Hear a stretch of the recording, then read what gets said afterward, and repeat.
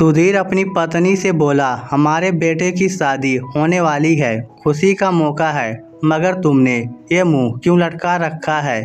संगीता उदास होकर बोली, आप जानते हो जी, मेरा भाई गरीब है, मजदूरी करके परिवार का पेट भरता है। सुधीर बोला, क्या हुआ, उसके बच्चे बड़े हो रहे हैं, जब वह कमाने लगेंगे तब उसके भी दिन बदल जाएंगे।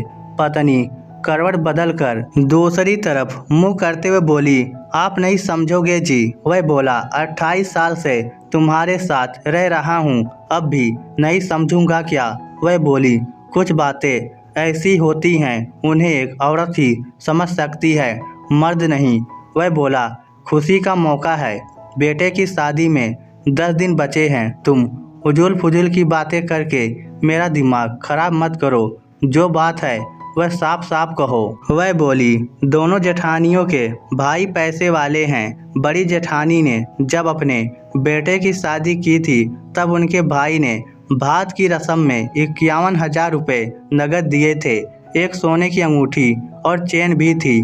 फिर छोटी जेठानी ने अपने बेटे की शादी की थी तब उनके भाई ने 1 लाख रुपए नगद और सोने की अंगूठी और चैन दी थी।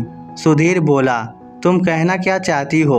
वो उदास होकर बोली, मेरा भाई तो 11,000 रुपये नगद भी ना दे पाएगा, अंगूठी और चैन तो किसी भी हाल में ना दे पाएगा। वह बोला, हर चीज़ में दुनिया की बराबरी नहीं की जाती, तुम जानती हो, मैं दहेज में 1 चम्मच भी नहीं ले रहा, 1 रुपये नारियल में बेटे को ब्याह कर लाऊंगा। तुम भाई से क्यों आशा रखती हो, तुम्हारे पास भगवान का दिया सब कुछ है। जिस तरह हम दहेज प्रथा को त्याग रहे हैं, भात चोचक में भाइयों का खर्चा लगाने वाली प्रथा को भी त्याग देना चाहिए। संगीता बोली, ना जी, भात की रस्म बुरी प्रथा नहीं है, वह एक बहन का स्वाभिमान है। जब भाई चूनर उड़ाकर मायरा भरता है और अड़ोस पड़ोस में भरे गए भात से ज़्यादा रकम खर्च कर जाता है, तब उस बहन को तो जैसे पंख लग जाते हैं। वह मोहल्ले की सारी औरतों के सामने अकड़ कर चलती है, ससुराल में उसके मायके का रौब बढ़ जाता है। सुधीर बोला, मैं नहीं मानता इस बात को, मेरी नज़र में भात चूचक भी एक तरह का दहेज ही है, मायके पर अनावश्यक रूप से डाला गया बोझ है। संगीता बोली, आप नहीं समझोगे जी, आप मर्द हो, मैं तो ये सोचकर डर रही हूँ कि मेरा भाई एक गरीब की तरह मायरा भर कर जाएगा, तब परिवार और मोहल्ले की औरतें मुझ पर हंसेंगी, बात बनाएंगी कि मैं कंगालों के खानदान से हूँ। कहते हुए संगीता की आंखों में आंसू आ गए। सुधीर कुछ न बोला, मगर वह सोच रहा था कि कैसी औरत है, दहेज न लेने के लिए तैयार हो गई, मगर भात की रस्म में इसे भाई से बहुत कुछ चाहिए। सारे मोहल्ले में इसे भाई का नाम सबसे ऊपर चाहिए। जब शादी के 7 दिन बचे थे तब संगीता पति के साथ भाई को भात का न्योता देने गई।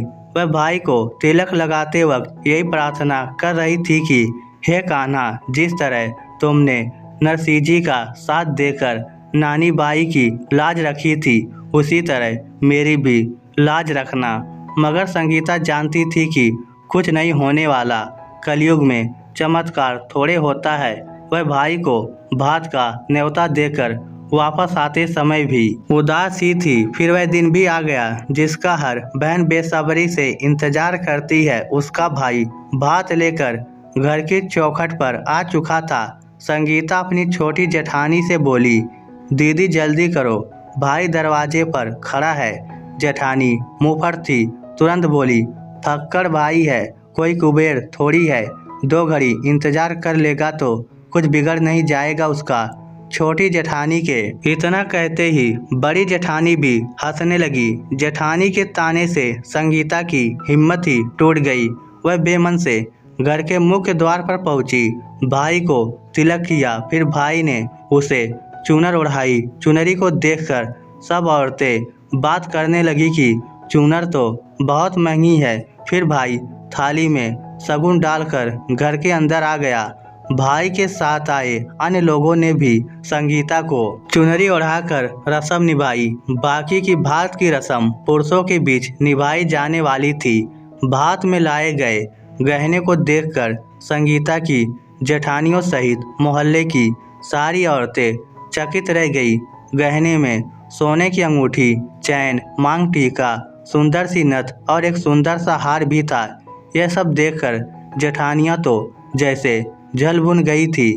नाक चढ़ाकर कहने लगी, नकली होगा।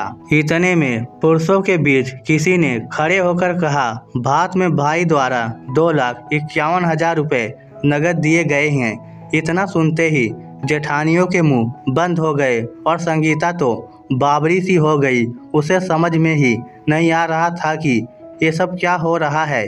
वह सोचने पर विवश हो गई कि भाई के हाथ कौन सा कुबेर का खजाना आ गया जो भात में लाखों रुपए खर्च करके सबके मुंह बंद कर दिए। वह सोचने लगी कि कहीं भाई ने खेत की सारी जमीन तो नहीं बेच दी। संगीता ने भाभी का हाथ पकड़ा और उसे कमरे में ले गई। फिर बोली, ये सब क्या है भाभी? तुम लोगों ने जमीन वमीन बेचकर तो ये सब नहीं किया ना?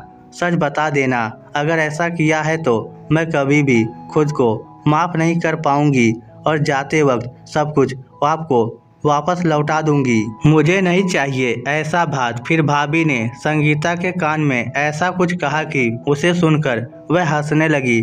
फिर हंसते हंसते उसे रोना आ गया। रात को जब वह पति के साथ कमरे में अकेली थी तब बोली, एक बात कहूँ? सुधीर बोला, क्या? अनपढ़ संगीता बोली, थमकू। वह मुस्कुराते हुए बोला, ये थमकू किस लिए? वह आंखों में उभर आए आंसुओं को रोकने का प्रयास करते हुए बोली, मेरे मायके का मान और इज्जत बचाने के लिए इतना अच्छा भात बनवा कर पूरे मोहल्ले में मेरे भाई की वाह वाह करवाने के लिए। वह बोला, देखो मैं भात, छूछक और दहेज के खिलाफ हूँ, मगर तुम्हें उदास भी नहीं देख सकता था। मेरी सारी खुशियाँ तुमसे शुरू होती है और तुम पर ही ख़त्म हो जाती है। इसलिए मैंने पहले ही सोच लिया था कि भात की रस्म में तुम्हारे भाई का 1 रुपया भी ना लगने दूंगा। इसलिए मैं उसे 6 लाख रुपए दे आया था ताकि उन पैसों से वह तुम्हारा मायरा भर दे और मुझे इससे कोई नुकसान भी नहीं हुआ। सारे पैसे वापस मेरे घर आ गए और तुम्हारे मायके का नाम भी हो गया। संगीता रोते हुए बोली, आप बहुत बुरे हो जी। वह हंसने लगा। वह उसके कलेजे से लगते हुए बोली, अचानक खुशी देकर रुला देते हो। सुबह से मेरा दिल धक धक कर रहा था। आप मुझे पहले नहीं बता सकते थे क्या? सुधीर बोला, मेरी सारी खुशियाँ तेरे बहाने से है। आधी तुझे सताने से है, आधी तुझे मनाने से है। संगीता बोली, एक बात बोलूं? वह बोला, क्या? वह बोली, आप बहुत प्यारे हो जी। इस स्टोरी को लेकर आपकी क्या राय है? नीचे कमेंट करके हमें ज़रूर बताइएगा। धन्यवाद।